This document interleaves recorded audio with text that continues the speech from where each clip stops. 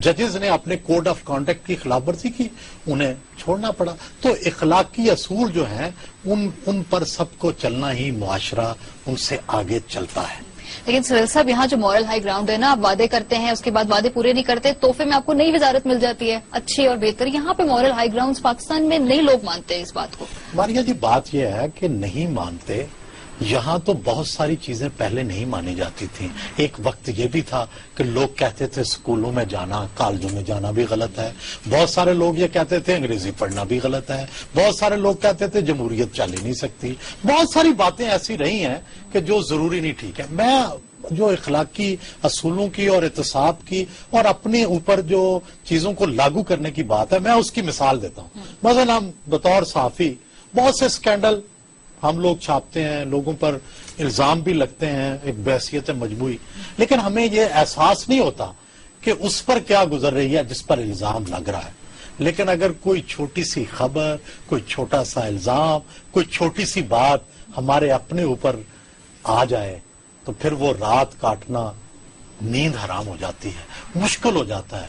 इसलिए हमें कोई भी जो भी हम इकदाम किसी के खिलाफ करें, ये जरूर सोचना चाहिए कि ये चीज मेरे बारे में हो, मेरे खिलाफ हो, तो फिर मेरा क्या रद्द अमल होगा।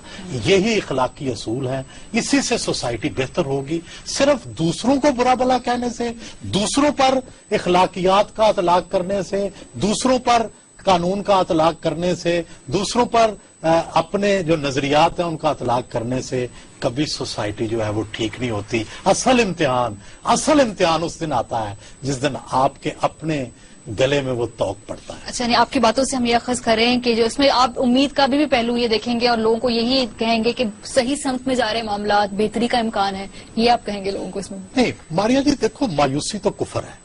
मैं कनाडा 1990 का कनाडा का सूबा क्यूबिक की पहले भी मिसाल दी थी। वहां पे सिर्फ 4 लोग उठे थे, सिर्फ 4 लोग, सिविल सोसाइटी के 4 लोग उठे। उन्होंने कहा हम मॉरल हाई ग्राउंड पर सियासत में करप्शन के खिलाफ खड़े हैं। और वो मुख्तलिफ सियासी पार्टियों थे। उन्होंने ऐसी जद्दोजहद की कि आज वो कनाडा का क्यूबिक सूबा जो है बदल चुका है, फ्रेंच स्पीकिंग है, करप्शन वहां से खत्म हो चुकी है। उन्होंने कहा, और उसमें से भी 2 लोग करप्ट निकले। तो जब जद्दोजहद शुरू होती है तो उसमें कई मरहले आते हैं। अब वो सवाल आ गया है, इखलाकी सवाल उठ गया है। अच्छा, अभी हम एक ब्रेक लेंगे। अब मैं आपसे वापस आके पूछूंगी सुहेल साहब कि एथनिक रिलीजियस डिवाइड के बाद यहाँ पर कौन इकट्ठा होगा, कौन उठ खड़ा होगा करप्शन और इन तमाम प्रॉब्लम्स के खिलाफ, ये पूछेंगे हम ब्रेक के बाद। देखते रहें मेरे मुताबिक।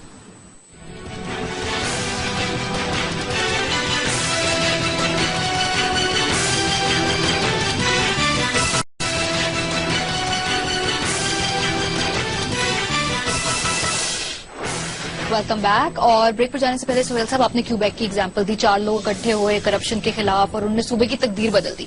इस मुल्क में इतनी ज्यादा रिलीजियस, पॉलिटिकल, एथनिक डिवाइड है, फिर और अब देखें बढ़ती जा रही है ना, और लोगों में इख्तलाफात बढ़ते जा रहे हैं। यहाँ कौन इकट्ठे होकर कोई मूवमेंट के लिए खड़ा होगा? मारिया जी, देखें दुनिया में ये मिसालें कैसे बनी, दुनिया कैसे तब्दील हुई।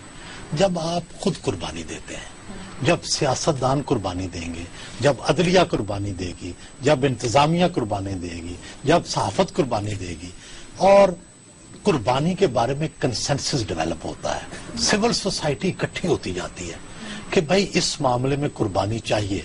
और अगर कोई कुर्बानी नहीं देता तो वो तारीख के कूड़ेदान में चला जाता है, और जो कुर्बानी देगा वो तारीख का हिस्सा बन जाएगा। मतलब अब तो तारीख की बात करें ना, लोग ये कहते हैं हाल की बात करें, हाल में क्या होने वाला है, तारीख तो बहुत दूर है। माजी और हाल ही तारीख बनाते हैं। मारिया जी, ये जो वाकयात आजकल हो रहे हैं पाकिस्तान में, जिस तरह से आप देख रहे हैं ना, मायूसी है लोगों में, इस्तराब है, अदारे आपस के अंदर अंगड़ाइयां ले रहे हैं, लड़ रहे हैं, ये तारीख बन रही है।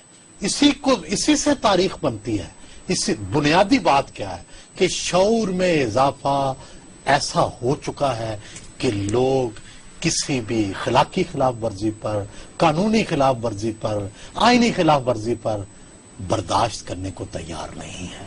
और जब सोसाइटी का कंसेंसस इस तरह का होता है, उस वक्त तारीख बनती है, उस वक्त मुल्कों की तकदीर तब्दील होती है। अब सिविल सोसाइटी का किरदार बढ़ेगा और सिविल सोसाइटी का दबाव भी बढ़ता जाएगा। ایسی سوسائٹی میں ایک بڑی پاپولر تھیوری ہے کہ ایک مسیحا آئے گا, لوگ نظریں اٹھ جاتی ہیں نا اس کی طرف, آئے گا, جادو کی جھڑی گھومے گی, ایک دم ہمارے مسائل سالو ہو جائیں گے. مسیحا کا انتظار پھر کرنا چاہیے یا خود ہی کچھ؟ وہ بڑا مشہور ویٹنگ فار گوڈو ایک بڑا مشہور ناول ہے جس میں یہی مسیحا والی جو تھیوری ہے یہ جرمنی کے حوالے سے بیان کی گئی ہے. یہ فاشزم میں, ڈکٹیٹرشپ میں مسیحا آتے ہیں اور لوگوں کے دل در دور کرتے ہیں. ہماری جیسا معاشرہ جس میں الیکشن ہوتے ہیں, جس میں جمہوری نظام ہے, جس میں برا بھلا سسٹم چل رہا ہے, اس میں مسیحا نہیں, سسٹم نے ٹھیک ہونا ہے. اس میں سسٹم نے لوگوں کے مسائل حل کرنے ہیں. اس میں یہ جو ہماری اخلاقی کمزوریاں ہیں, یہ جو ہماری قانون سے اپنے آپ کو بالاتر سمجھنا ہے ہم سب کو, یہ ٹھیک کرنا ہے تو سسٹم ٹھیک ہوگا. امریکہ میں کون سا مسیحا آ رہا ہے, برطانیہ میں کون سا مسیحا آ رہا ہے, آپ دیکھ رہے ہیں عام لوگ آتے ہیں. جارج بش آئے اور دوسرے کئی ایسی مثالیں موجود ہیں جن کو وہاں کی تاریخ نے اور انٹلیکچوئل نے کوئی ابو ایوریج بھی قرار نہیں دیا, لیکن وہ چلاتے رہے سسٹم کو کیونکہ سسٹم اتنا مضبوط ہے. ادارے اپنی اتنی جگہ لے چکے ہیں اور جب یہ ادارے اپنی جگہ لے لیتے ہیں تو پھر مسیحا کی ضرورت نہیں ہوتی. پھر عام انسان ہی جو اخلاقیات اور قانون سے مرصع ہوں وہی چلاتے ہیں. لیکن سہیل صاحب ہمارے یہاں لوگ بہت زیادہ انسپائر ہوتے ہیں ایران کے ریولیوشن سے. وہ یہ کہتے ہیں کہ وہ آئے خمینی صاحب انہوں نے ملک بدل کے رکھ دیا, تو وہ بھی لوگوں کے کانسیپٹ, ہمسائب کی بات ہے نا, وہ کانسیپٹ نہیں جاتے لوگوں کے. مایا جی اس پہ ہم بڑی تفصیلی بات کر چکے ہیں کہ پاکستان میں کیا انقلاب آئے گا, کیا پاکستان جو دنیا کے ساتھ ہماری اس وقت ٹینشن ہے اس میں فتح یاب ہوگا یا نہیں ہوگا, ہماری اقتصادی ترقی کا کیا ہوگا. تو میں تو ہمیشہ یہ کہتا ہوں کہ انقلاب آنے کا کوئی چانس نہیں, بالکل رول آؤٹ. اور میری رائے میں اس کی بجائے ہم گریجولی جو ہے وہ آگے جائیں گے, اور یہ جو مایوسیاں, یہ دلدر, یہ تکلیفیں, یہ بھی ہم نے خود ہی حل کرنی ہے. سب ٹویٹر پہ ایک سوال آیا جاتے جاتے ہوئے وقت کم رہ گیا. وہ کہتے ہیں کہ کیا یہ جو بحران ہے, خاص طور پہ جو یہ ابھی چیف جسٹس کے بیٹے پہ الزامات لگے, یہ ختم ہوگا یا مزید جو دوسرے ادارے وہ کردار ادا کریں گے وہ بھی رگڑے جائیں گے؟ میرا یہ خیال ہے کہ یہ بحران مجھے کم ہوتا نہیں نظر آتا, یہ بڑھے گا, اور اس میں بہت سارے دوسرے جو کیریکٹر ہیں, ادارے ہیں, یہ بھی بالآخر کودیں گے. لیکن اس میں جو بنیادی بات یہ ہے کہ عدلیہ خود بطور ادارہ کیا کردار ادا کرتی ہے, یہی اس چیز کا اصل امتحان ہوگا.